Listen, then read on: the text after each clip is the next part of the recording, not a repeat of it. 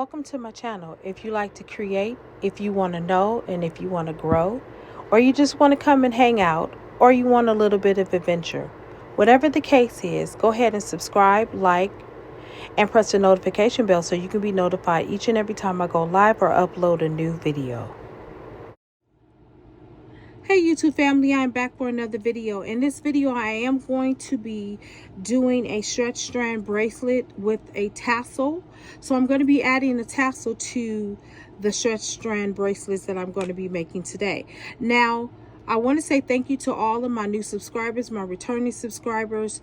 You guys absolutely rock. Thank you for taking the time to come and see what I am doing. Obviously, I want to continue to create content that is worth your time and your viewing, okay? So today, again, I'm just going to be doing a brief tutorial on how to make stretch strand tassels. Now, you guys may already know how to do that, but hey, here I am. This is actually my first time doing tassel bracelets, so we'll just pretend like it's our first time together. How about that? Now, I've already pre-stretched my cord here. We always want to pre-stretch that because we don't want it to break while we're making it or while we're knotting it up. And we don't want it to break when we're wearing it. So we want to stretch it out as much as possible to give it that durability and elasticity that it requires and needs. All right, so I'm just going to go ahead and start beading. Now listen, I do not have any specific pattern in mind. I'm actually just beading because I'm trying something new. Now, the reason why I'm trying this new thing out is because I'm going into a different market. Now, I know many of you, if you are like me, you do research on the type of market that you're going to be selling in. Obviously, there are different cultures, there are different backgrounds as far as jewelry people, meaning some might like really costumey things, other might like handmade. You know, you have a variety of people and you have to know your audience. So when you're getting ready to sell at these different events, it's important that you really understand the audience in which you're going to sell at. You don't want to, you know, sell obviously certain things at certain markets if that's not the market for it, right? So if I am selling to a $5 market, I don't take a $20 item to the market. Now, don't get me wrong, I will take a $20 item, $30 item, but I'm just giving you like an overview of what you would think about if you know you're in a certain demographic. So if you're in a certain demographic, you know that certain things may not work in that demographic, such as we know that pearls, right? They're pearls that they work mostly in all types of demographic, but then there are other demographics in which they work a little bit better. You have the dainty jewelry that works in different markets versus the gaudy jewelry. So you really just have to know the people and you have to know the market in which you're tapping into. So I always talk about doing research. That's what I do before I do any type of show. I try to familiarize myself with the type of people that will be at that event.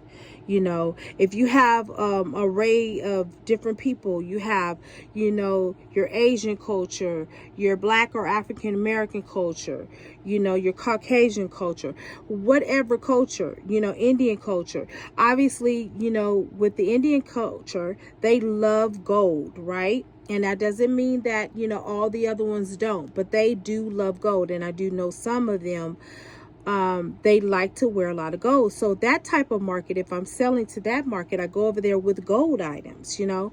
If I go to a woman's conference, obviously I'm dealing with, you know, women of faith, and they love pearls. They love gaudy things. And so again, it all depends on the market in which you're tapping into. I think it's just wise for us to be adaptable to all markets. That doesn't mean that you cannot, you know, make what you desire, but we all should have like a variety of things. Like I was telling you guys the other day, what I was missing out was the men's market, right? Obviously, there is a men's market out there, and they do expect women to make men's jewelry, believe it or not. And so I did not understand that there was a market out there for men, okay, that like handmade items. Okay, there are men out there that like handmade items, y'all. They really do. Now, I'm going to be taking this tassel out. It is in a plastic, so I'm just going to pull that off. Now, I have several ways I can put this on. First way, I can just, take this and add it on this way, right? I can just simply just add it on that way. I don't think I really want to do it that way, but I may. It doesn't really matter at all. Is based upon your preference. But because I am going to be using a bead to hide my knot, I'm going to add it on with a jump ring. Okay. All right. So I'm going to take this little silver bead and I'm going to add it to the end. If I had a green bead at the moment, I would, but I don't have one at the moment, so I'm not going to worry about that. So I'm just going to go ahead and tie that out. And I usually do this about 6 or 7 good times, y'all. Sometimes I go up to 10, depending on, but you don't want to overdo it, because if you overdo it, it can also pop off as well. So that's 4. That's 5. And this is 6. Okay. So I'm going to hold that just for about maybe 10 seconds. Then I'm going to go ahead and cut it. Now, there are those that will take this strand and slide it through. I don't find that necessary all the time. Sometimes I will do that. You can do it either or, it's up to you. And then I just pull it in right from here. Now, I'm going to add this tassel. And I think what I want to do is add the tassel right here. It just seems like the right thing to do in my mind, right? It doesn't really matter. It's a tassel bracelet. It's all in how you want your design to look. And like I said, this is my first time really doing the tassel bracelet. So I am just experimenting right about now. So we're just going to go along with this experiment. Alrighty. So I'm going to take that, and I'm actually going to add it to this end over here. I'm just going to open that up right there. And voila, I've created my tassel bracelet. Some people will love these. There are people that love tassel bracelets, okay?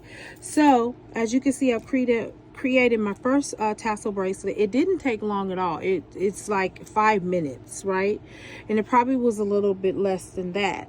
So, basically, it doesn't take that long. So what I want to encourage you all to do is time yourself. I'm actually going to probably do a challenge to see how many bracelets can we make in a matter of 20 minutes. I think that will be my next video. But this is the conclusion of this video right here. I've already made this. It was very, very simple. You can try it your way. You can do other things with tassels. Obviously, you can make tassel bracelets or tassel earrings, however it is that you want to use those tassels. All right, well, good night, family, and I'll see you in the next video.